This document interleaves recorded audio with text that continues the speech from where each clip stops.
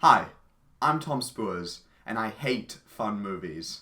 I'm Aaron Murray, and my favourite Spider-Man film is Paul Giamatti's The Rhino.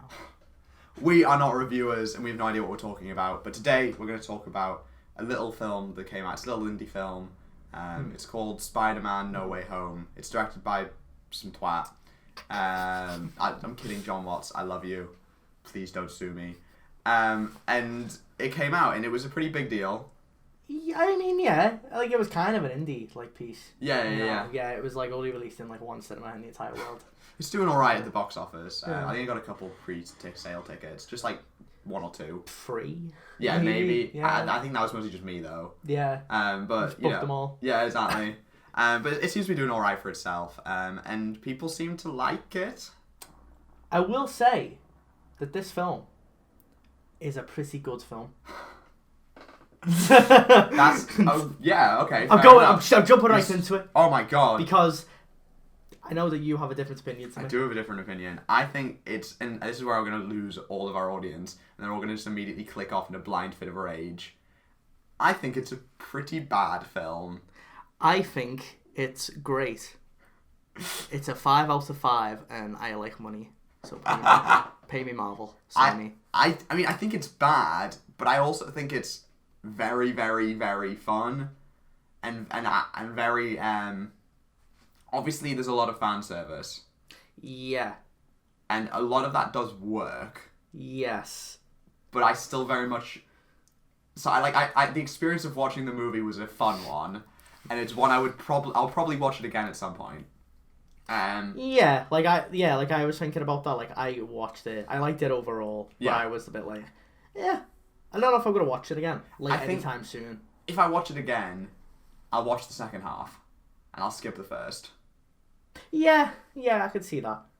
So it's gonna be spoiler free for a little bit. Yeah.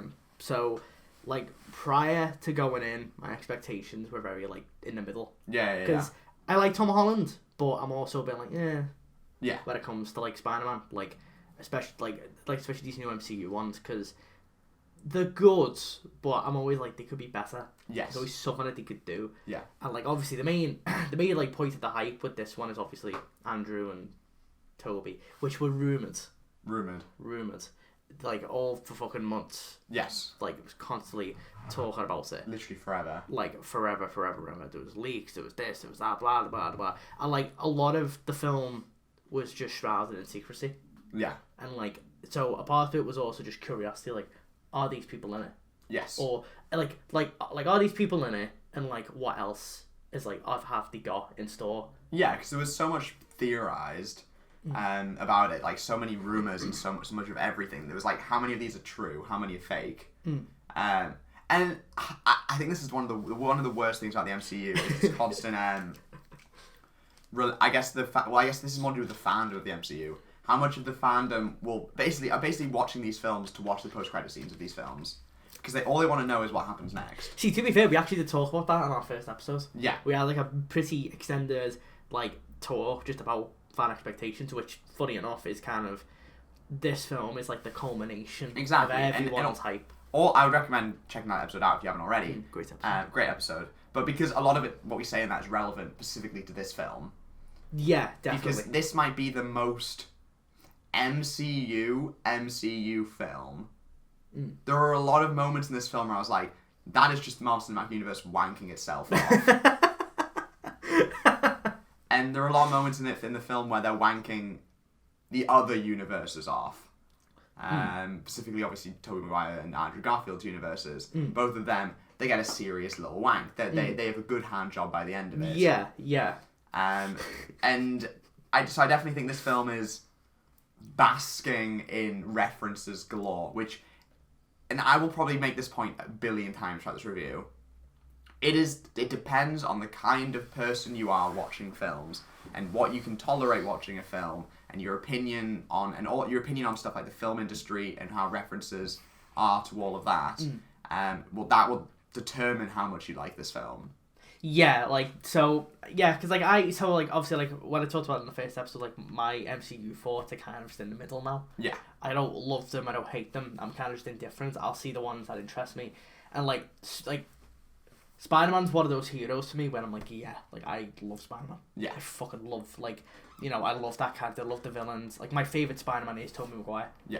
And so seeing like Doc Ock again in the trailers and stuff was like a really cool hype moment for me. Just seeing that again. Yeah. And like, and yeah, like it was just one of those like things with this film where it was like, yeah, it was an MCU film, but I couldn't help be just a little bit excited. No, I get you. Because it was pandering to me. Yeah. It was definitely a lot of nostalgia bait just from the trailers alone. Yeah. Like, just being like, you know, remember this one, remember this character, this character, this character. And it was like, and it did admittedly, even in the trailers, get me a little bit. Yeah. Like, and it's really hard to talk about this film when I'm going into spoilers. Oh, absolutely. Like, it's practically impossible. We'll get like bloody 5 more minutes and then we'll be like, spoilers time. But it's like, so, it was one of those where I was like, how are they gonna balance the, you know, like nostalgia and how are they gonna do that, but also be like, this is the third Tom Holland Spider-Man film. Yeah. Because you can't do too much of each. Like, you can't do, yeah. because that's just gonna make the film rough. And I'd say personally, that balance, I thought they struck that very well. Okay. At least, you know, like, because I think having it like begin, like, which this is not a spoiler, but like having it begin like immediately after like Far From Home, like the literal second after, was like, I liked that the film like really did take its time a little bit in the beginning. It's very fast paced. It's so fast paced. It's very fast paced. It's so fast paced. I know you think it's maybe a little too fast paced. The beginning, it's the beginning especially where like it's montage after bloody and literally that for about like an act of that, and then you get onto the bridge, and then it slows down a bit, but even then, it's still the film is constantly in high gear up until the end, and I think the third act, I'd say, is really well paced. Yeah, it's like, I know for me personally, it was a film that started, for me, it started off very well. Yeah. Kind of flatlined a little bit in the middle. Yeah. And then the end brought it right back up again. Yeah. Like, I think like the third act, which I think basically everyone is kind of agreeing is the best part of the film. Oh yeah. Like, by far. By a golden it's mile. Got issues, for sure. And like, one of the main issues with the film is that it still has a lot of the MCU, like, blur issues with it. The CGI, especially. Oh god, it's not great. This film looks fucking awful. There's the odd shot, I will say, that I like. Yeah. Like, there's a shot where, being vague, there's a shot where Spider-Man is looking at a billboard of J. Jonah Jameson. And that looks good. I'll give you that. That looks really good. And like, there's a few shots that look really, really, really good. But then there's also, I don't know why these scenes in particular jumped out to me. And there's one scene later on that we'll get into that's very, very spoilery that that I think also looks fucking terrible. I think you know what I'm talking about. I think so. But particularly the scenes with Doctor Strange in the sanctum. Oh my god, yeah. No, they looked horrific. Those shots look terrible. I don't think since fucking Jungle Cruise, have I ever seen a film where I've looked at that and gone, oh, nice use of the green screen, lads. The scene in the trailer when like reality is like Shasford and there's all like the buildings, you know, they're doing like the Doctor Strange thing. That looks terrible. Yes. There's one moment in that whole montage which is like when he's in like a Christmas store. Like a second which looked good, but then everything else. I think my problem with so much of that is how fake Spider-Man looks.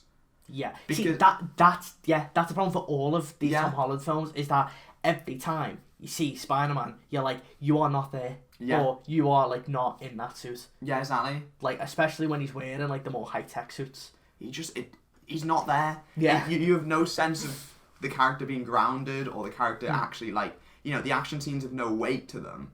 There's one action scene at the very end. The one on the shield, I guess, that we'll get into.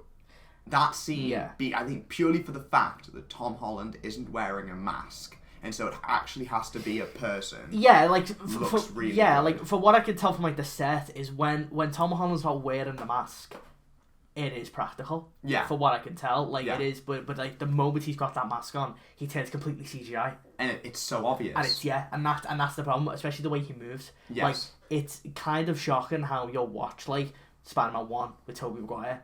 And yeah, like there's a lot of CGI in that film, but it still felt more real. I think one of the biggest things is the difference in Doc Ock. How Doc Ock went from being practical in Spider-Man 2 yes, to now being his arms are all CGI. When Doc Ock enters like in the film, I went from being really happy that Doc Ock is right there, getting really hyped, to then going once like, you know, when he's there, he says hello Peter, and he does all that. Yeah, I'm in there, and then his tentacles start moving, and then I was like, oh no, because that whole scene looks terrible. Yes. Like, because that's the thing, and then, you know, you'll look at Spider-Man 2, you'll look at the behind the scenes, they're real. Mm-hmm. Like, like obviously CGI is there to clean it up and, like, you know, and make it maybe like move it more smoothly, but the CGI doesn't, like, because that's one with a lot of MCU, but this one especially, there's an overabundance of CGI. Everything's CGI. Like, absolutely everything is CGI. It's a COVID shoot and you could fucking tell. Yeah. Like, one thing I noticed after the film ended is, obviously, again, the spoilers, but there's not that many locations in the film. Yes. Like, in terms of where people are. Yeah, like, like, there's a lot of effects and stuff, but I did notice, for a large portion of it, they're in, like, the indoors. Yeah. They're usually in just a room. Yeah. And, you know, and chances are, knowing how a lot of these films are made, they probably weren't even all there at the same time. That's what, like, killed, like, the end game, like, final fight for me, is knowing that a lot of them weren't even there. Yeah. Like, it was all kind of, like, spliced from, like, I don't know, like a 2-month shoot. Yeah. Like, and that killed a lot of the hype for me. Because it's like, I'm just looking at, like, them into, you know, like, it's like it's a splicing a bunch of these people into, one area. And, like, and it's so obvious is the problem. If you can do it subtly. Because that's the thing, is, like, I know, I do think some people rag on CGI too much. Like, you know, I think a lot of people do it fantastically.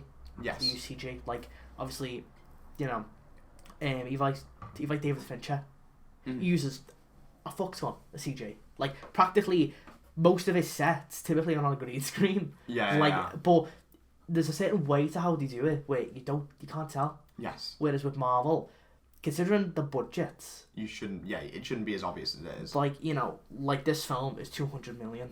Yeah. And I'm pretty sure Dune is like 165. See, that's what I was going to say, is that Dune looks fantastic. Dune looks fucking fantastic.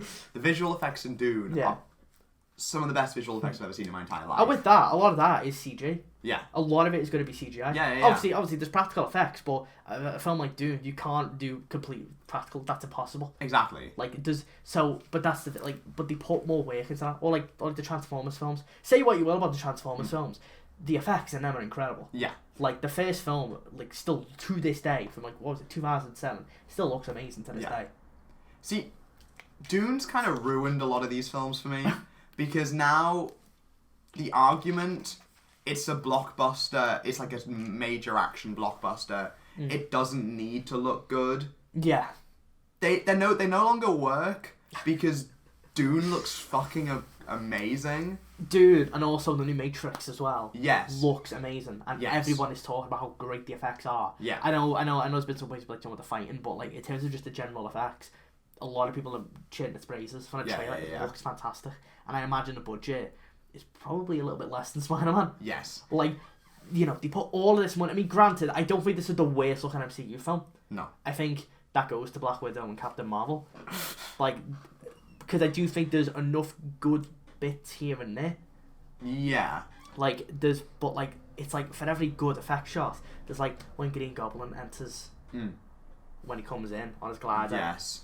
Looks terrible. That's not, because again, it's CG. You see it and you go, nope, that's not anyone. Willem Dafoe was probably not even there. Yeah. They probably done that. Like, you know, they probably just had like the shot in and oh, here he is. Like, and that's the problem is you could tell when you watch it, and that is probably the central flaw of the film. That Green Goblin's so glossy as well. Yeah, because like that, you know, I mean, I guess is this a mild spoiler?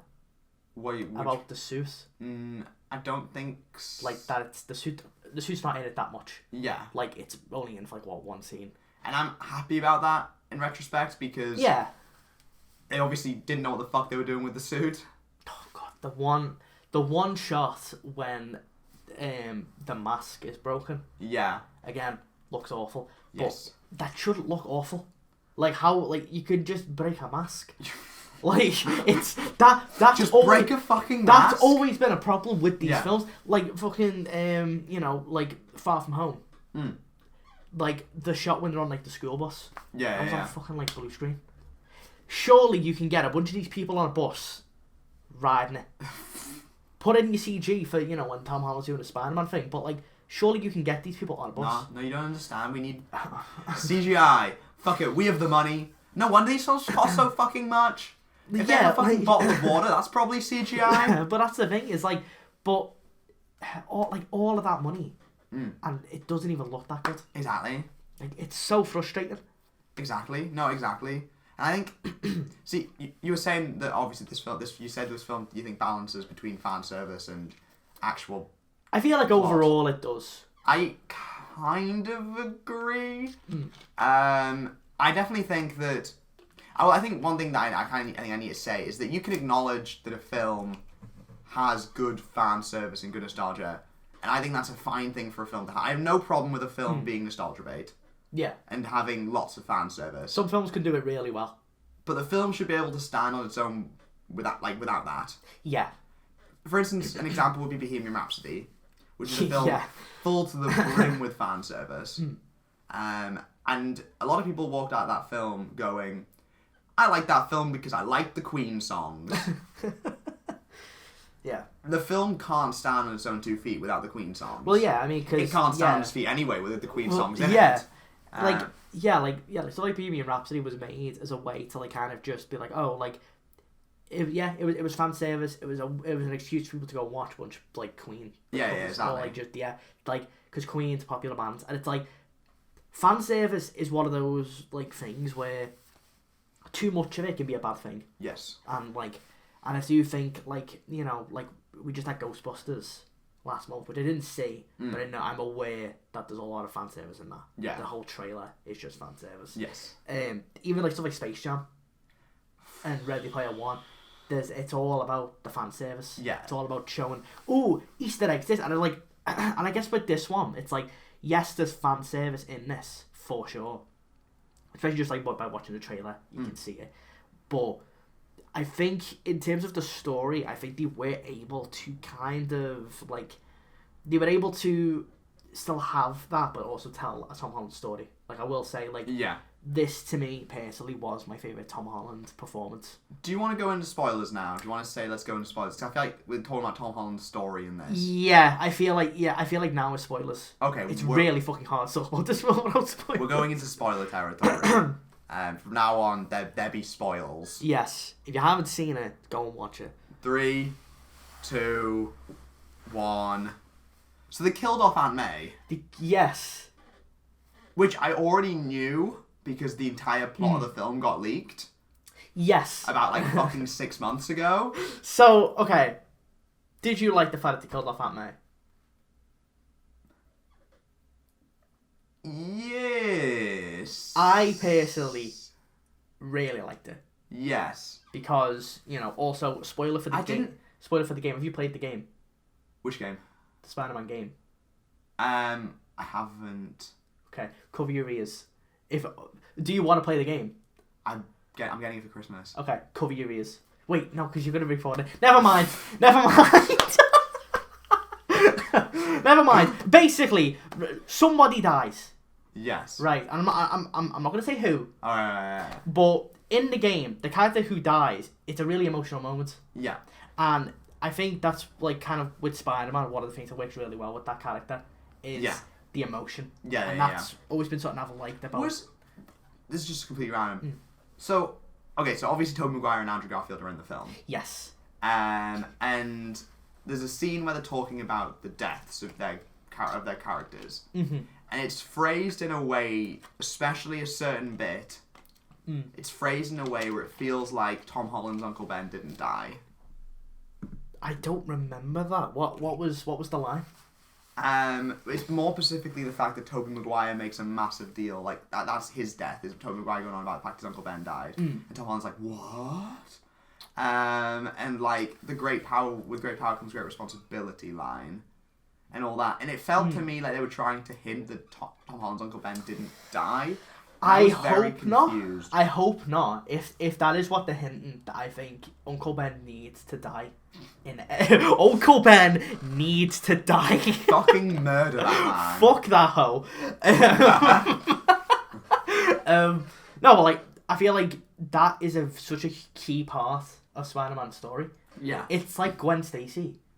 Like I feel like Gwen dying, I think, is a really important part of Spider-Man's character. Yeah. If Gwen Stacy's gonna be in your thing. Yes. Like, I feel like that's, you know, because I think that again, like it reinforces that idea that Spider-Man can't save everybody. Yeah, exactly.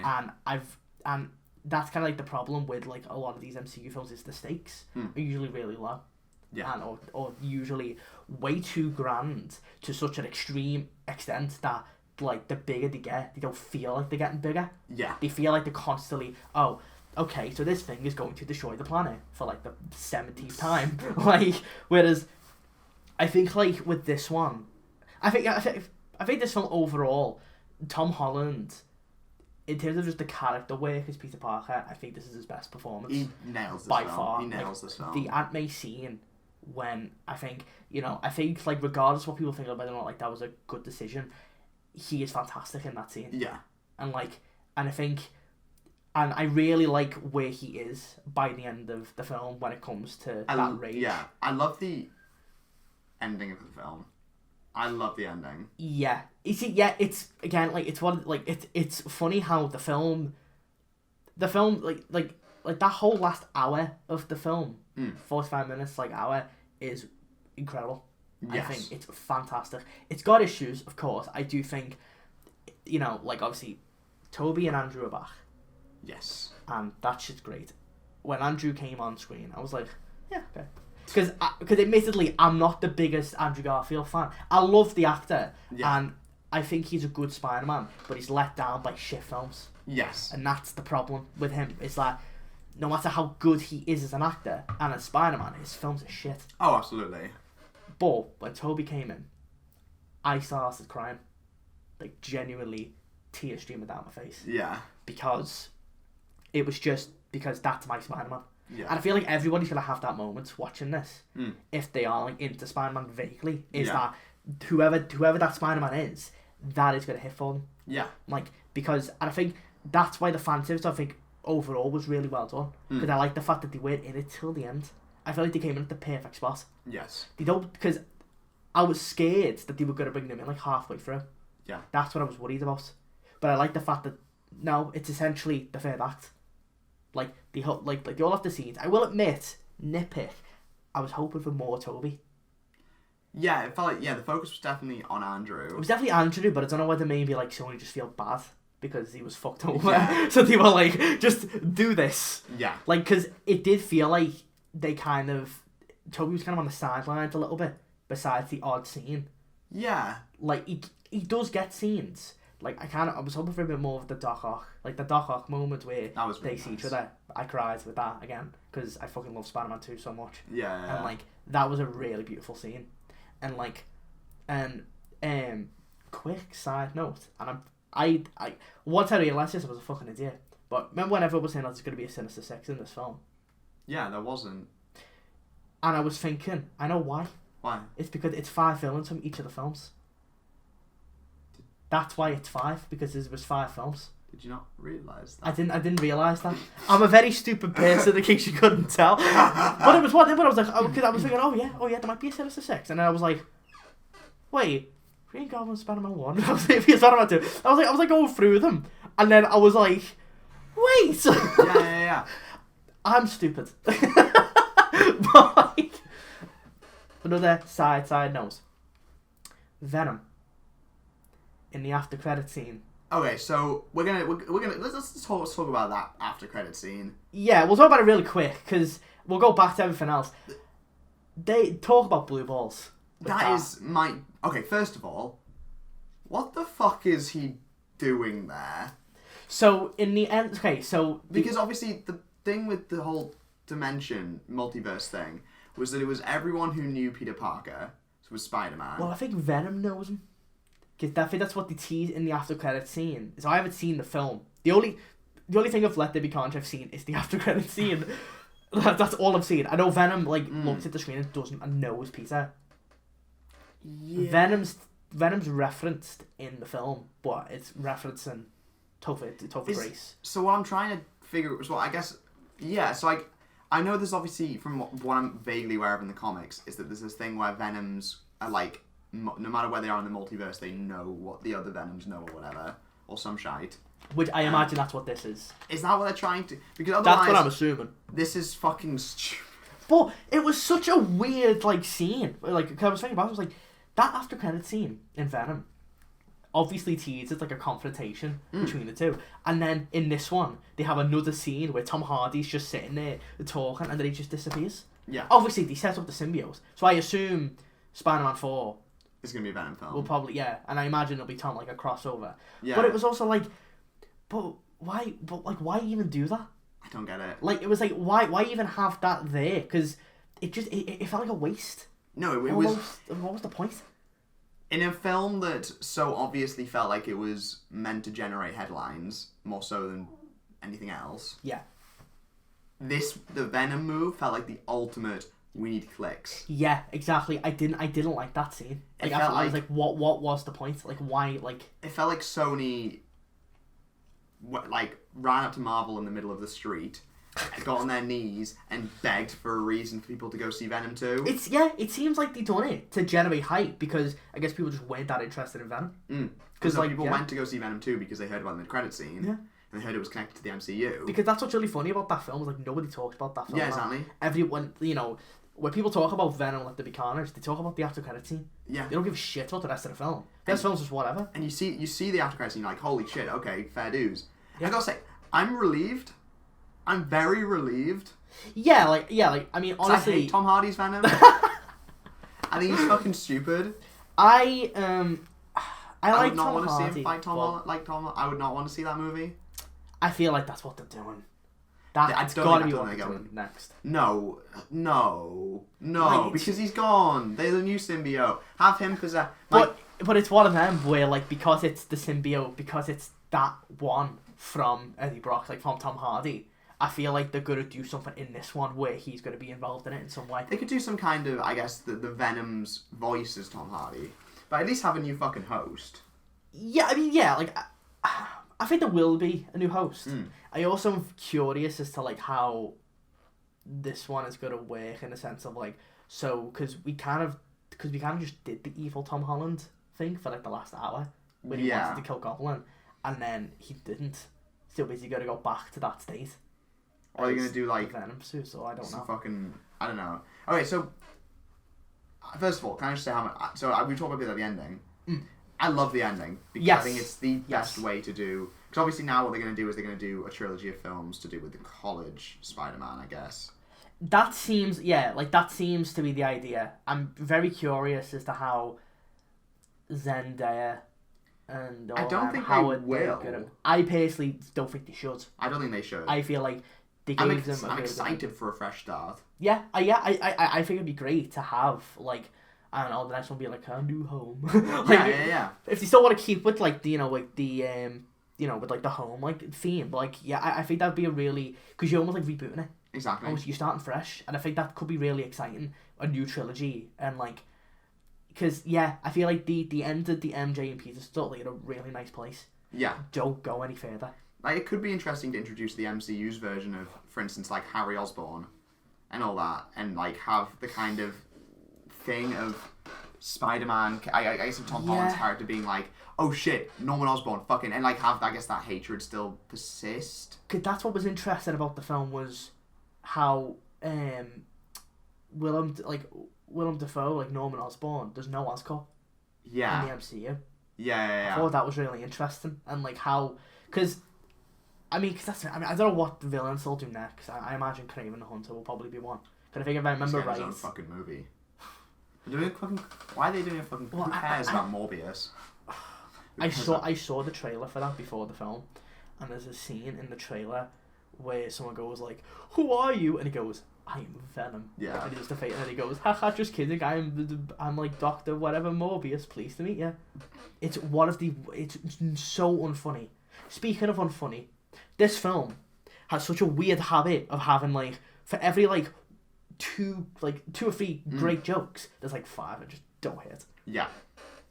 Andrew Garfield's hilarious in it.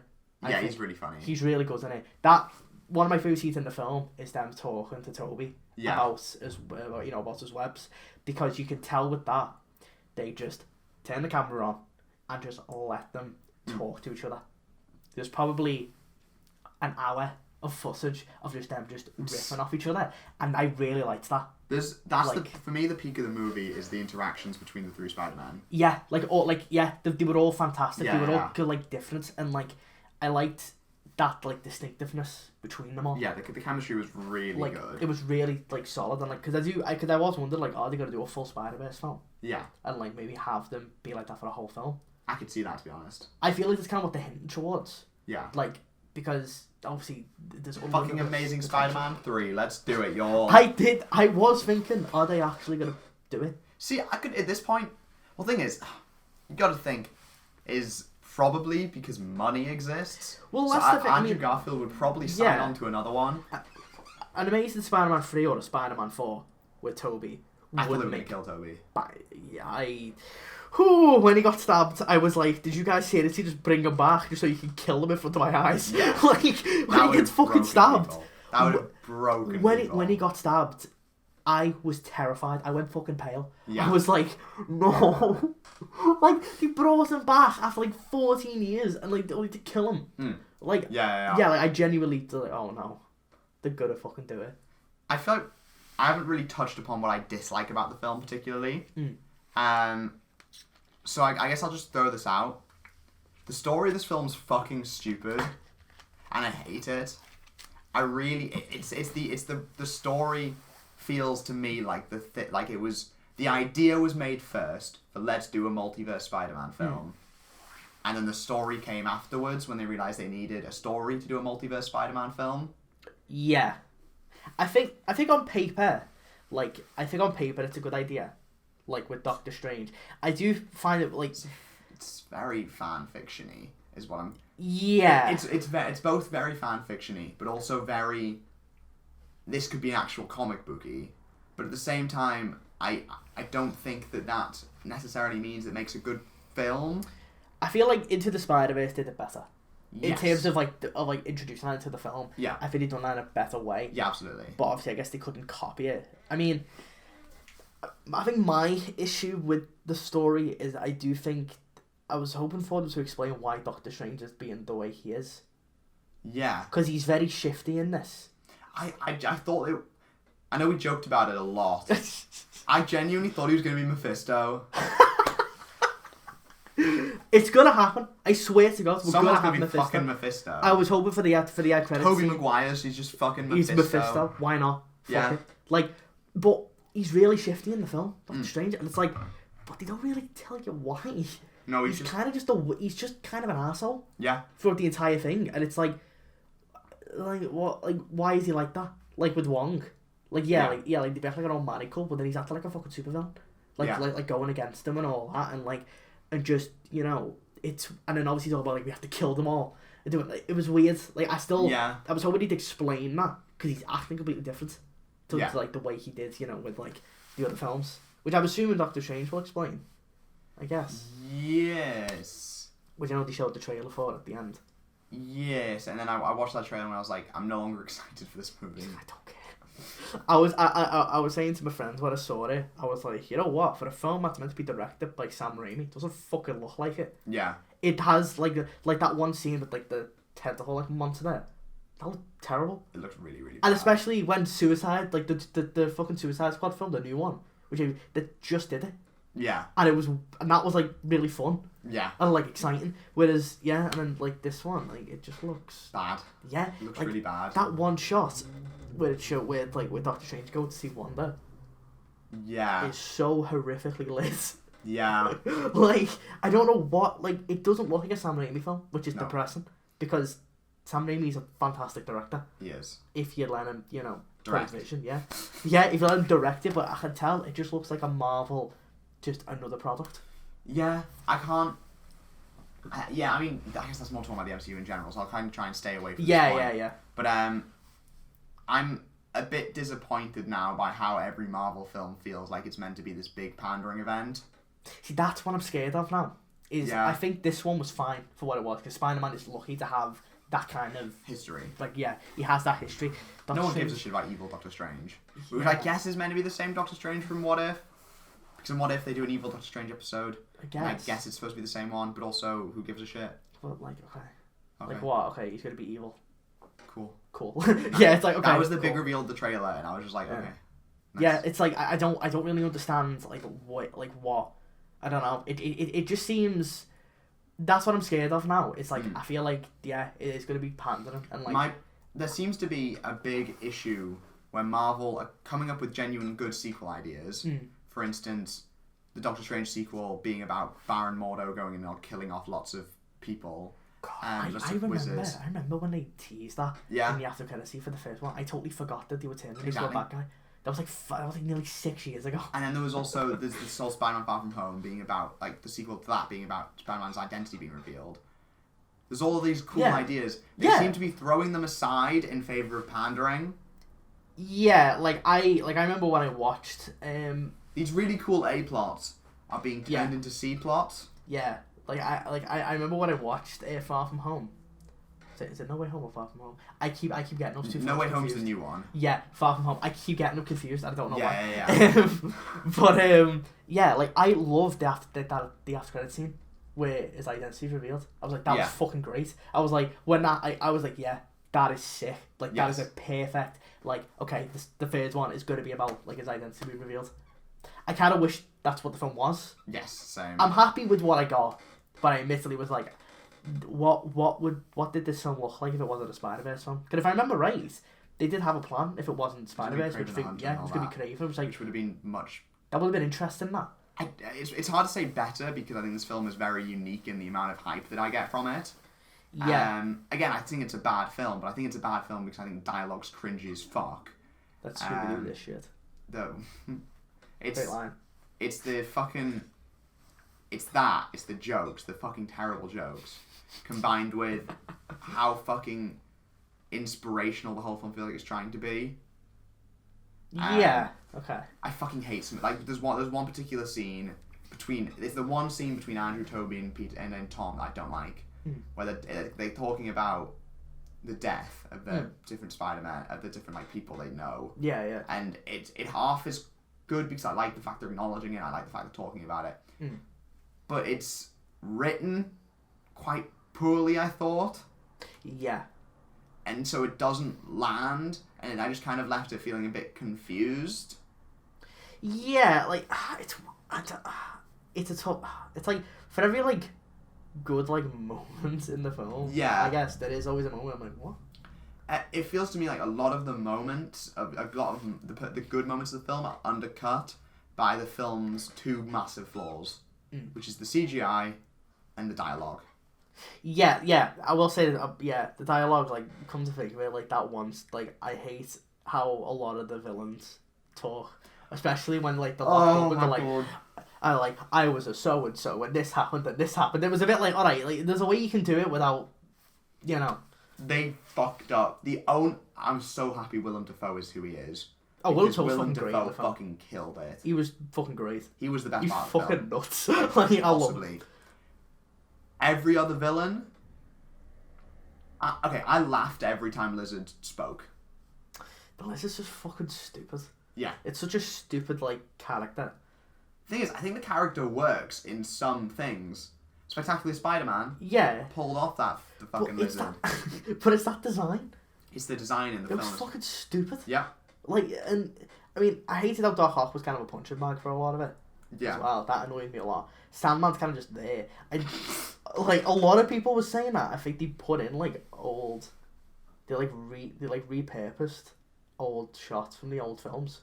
That wouldn't surprise me. Because, like, the Sandman, when he becomes, you know, Thomas Hayden Church, it's he looks exactly the same. Yeah. And like I think some people were saying like it's not that like he's aged like that. It's literally that they've just took him from the film, placed him in. He looked very out of place when he became himself. Yeah, like.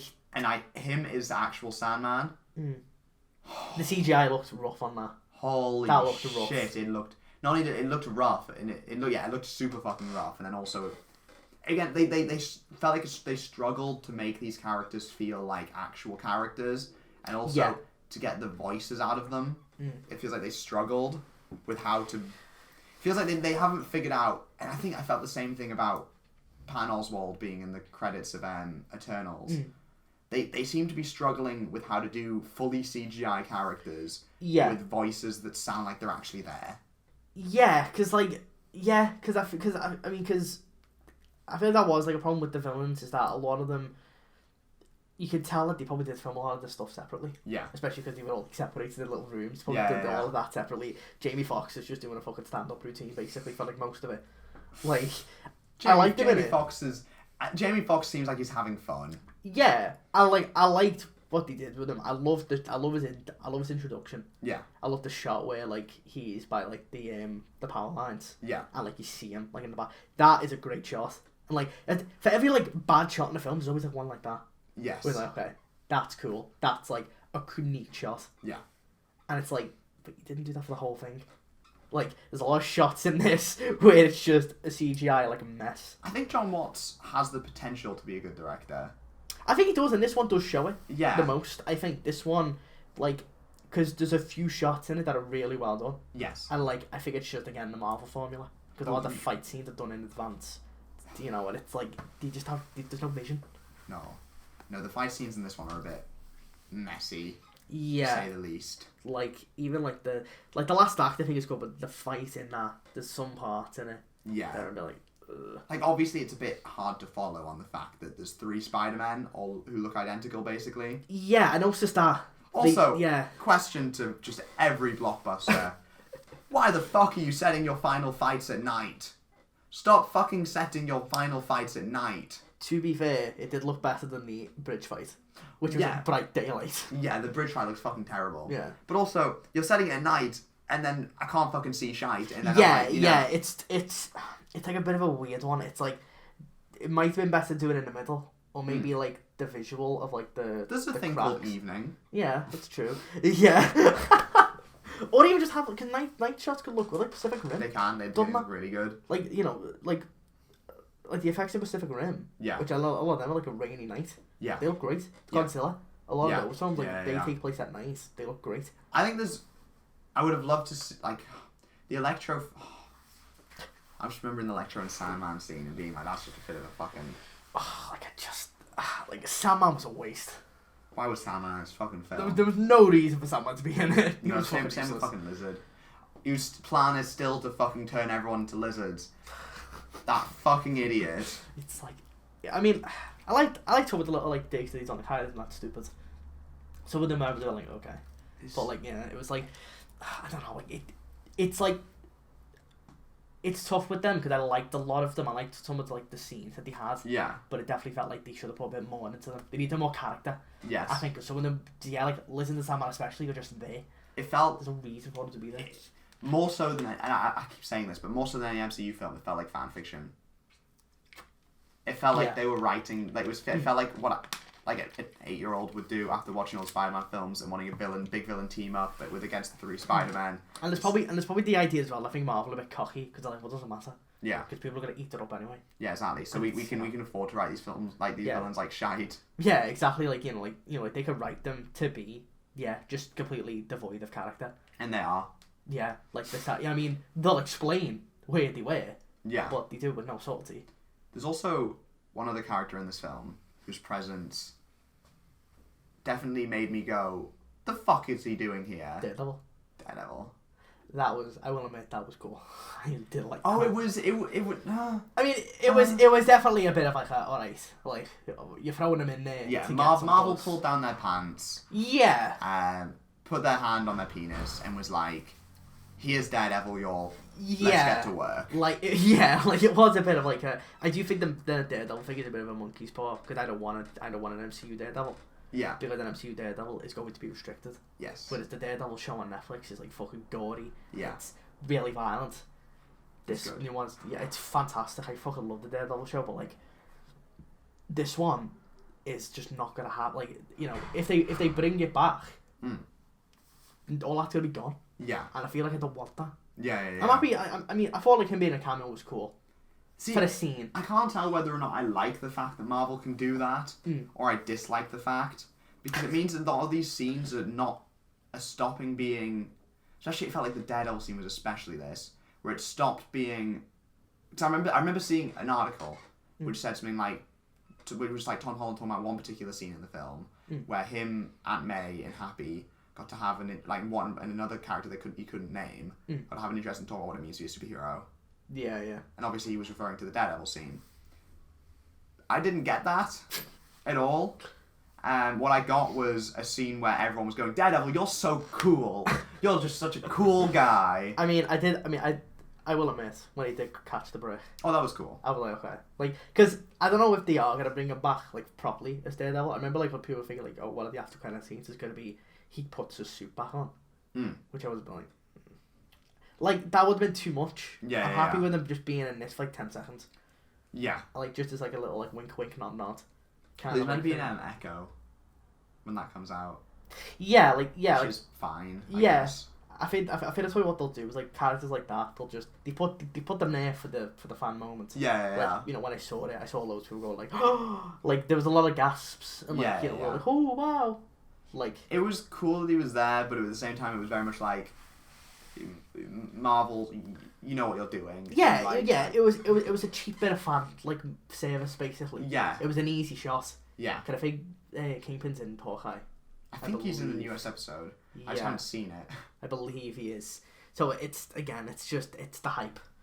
Like that's gonna get numbers. That's gonna get, you know, everyone's gonna be talking about, oh, you know, they're both back. No Way Home feels like, and I guess this is a decent note to kind of start to bring this to an end. No Way Home is a film made to generate headlines.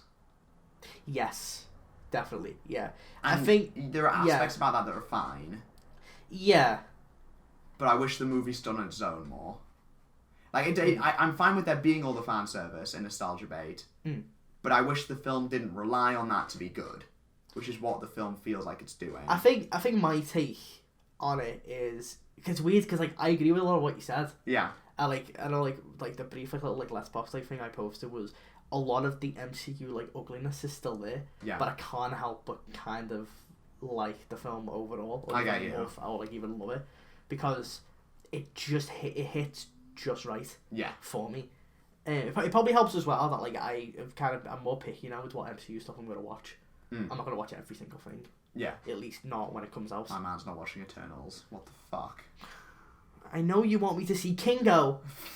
Kingo, the best character. Why wasn't he in No Way Home? Yeah, what about Mephisto, Marvel? Marvel. Where the fuck's Mephisto? Where the fuck's Kingo? Where's Kingo? Where's Howard the Duck? Where's... Okay, genuinely Howard the Duck was... No, I wish that instead of being Daredevil, it was just fucking Howard the Duck. For no reason. I would have lost my shit. They don't even like explain like why there's a CGI duck right there talking to them. They just accept it. No, I wish it was Daredevil, but then just sitting on the chair next to him was just Howard the Duck having a fucking like big pizza. He's just sitting there just fucking chomping down a pizza. While everyone else is just sitting there just staring around, just talking about like what it means to be a superhero. How the Duck's just there fucking like... Just fucking eating pizza. Eating fucking pizza. Willem Dafoe when he said, you know, I'm something of a scientist myself. That was great. I know it was a meme, and I know, but that was fucking great. Little stuff like that I like. Yeah, like... I like little stuff I was hoping someone would say pizza time. Same. I was hoping for it. I would have lost my shit if genuinely just at one point, like, Ned brought in a pizza box. Yeah, pizza time. And Toby looked at it and went, pizza time. Pizza time. Like, cause, that would have been great. Yeah. Cause the Willem Dafoe scene was a big, like, you know, let's do that. Cause it's like, cause I mean, I laughed. Yeah, when it happened. Yeah. That was great. Yeah. Like, I was hoping a little bit more of that. Like, but... The film, yeah. It's an interesting case. I much more prefer an MCU film like this to something like fucking Eternals. Because something like this is, at the very least, interesting to talk about. Yeah, I'd say this one, like, because, like, Eternals, I mean, how you fucking seen it, but, like, it looked boring. Yes. And, like, it seemed like a lot of the talk about that film kind of was deflated by the time it released. And, like, with this one, I feel like people will talk about this one for a while. If every shitty action blockbuster was this enjoyable... I'm trying to phrase it in a way where I'm not saying this film's good. Enjoyable. You're gonna get death threats after I'm this. gonna get death threats after You are, like, you know, your days are numbered now. They genuinely are. People are gonna hate me. No, again, let me reiterate that the film... I like the fan service, I like the nostalgia bait. I just really hate the dialogue and the visuals. I'm gonna get death threats. I'm not gonna survive. Yeah. Don't send death threats. Please Say that now. Please don't. I'd prefer if you didn't. All my social medias are in the description. My phone number's there too. Yeah, you're gonna get fucking doxxed. This is gonna release, and then there's gonna be a Marvel fan just like on a computer, and he's just gonna be like, Tom Spoors lives on this address. This is his postcode. He didn't like this movie. Kill him. No. Okay. Well, on that beautiful note, we should probably end. Yeah. Thank you guys so much for watching our No Way Home review. Great film. Well, not great. Good. Very good film. I don't know. I think that's the best phrase to end this off on. I don't know. I don't know. I would watch it again. Yeah, like, I don't know if I'll watch it again in the cinema. No, not in cinema. I might watch it when it comes on, like, a plane, or when it's on, like, Netflix. When it's on like Netflix, maybe I'll go and I'll watch the... No, it's I was thinking this earlier. It's a film that feels like it's designed to be watched in clips. Yeah, like, I mean, I'll wank off during the Toby Maguire scenes. Absolutely. Yeah, like, oh, God. Oh, I've already, I was looking at TikTok, and, like, the amount of TikToks of the film already, and, like, there'll just be people just going in cinemas and just recording it. It's been out for a fucking day. Oh, yeah, I mean, there's been loads of leaks. Yeah. Like, I basically had, like, a lot of the stuff leaked for me, like, a day before I saw it. Because everyone was like, oh, so-and-so's in it. So they're in it. They're in it, guys. And it's cool they're in it. It's very cool they're in it. Yeah, I was happy with it. I'm happy. I'm content with the film. Yeah. I expected to not like it, so I'm content. Yeah, like, really, it probably was a pleasant surprise. Yeah. Yeah. You know what? It was probably better than I thought it would be. You know, you didn't like it overall. Yeah. Because you hate fun. And you're, you know, a DC shell. You love DC movies. Because I do.